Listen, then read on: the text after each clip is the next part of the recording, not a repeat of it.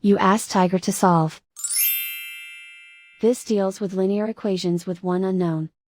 The final result is x equals 20/3. Let's solve it step by step. Simplify the expression. Break up the fraction. Simplify the fraction. Group all x terms on the left side of the equation. Subtract 2x from both sides.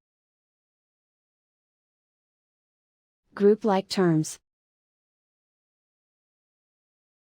Simplify the arithmetic. Group like terms. Simplify the arithmetic.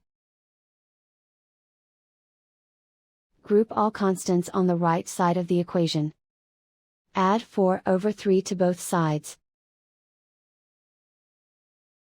Combine the fractions. Combine the numerators.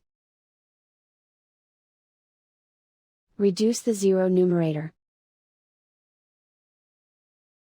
Simplify the arithmetic. Convert the integer into a fraction.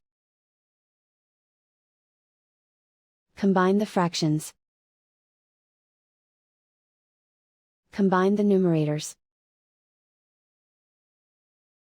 Convert the x into a positive number. Multiply both sides by -1. Remove the ones.